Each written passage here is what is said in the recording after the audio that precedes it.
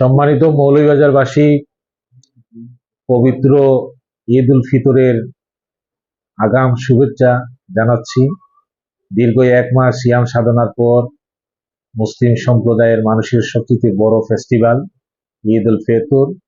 ঈদ উল ফিতরের আজকে সকলের উদ্দেশ্যে শুভেচ্ছা জ্ঞাপন করছি এবং এই ঈদ সকলের জীবনে বয়ে আনুক আনন্দময় হয়ে আমরা সকলে মিলে, সকল ধর্ম বর্ণ নির্বিশেষে সকলে মিলে আমরা ঈদ উদযাপন করব এবং সেই ঈদ উপলক্ষে প্রত্যেক মানুষের ঘরে ঘরে আনন্দে ভরে উঠুক আমাদের সকলের প্রত্যাশা।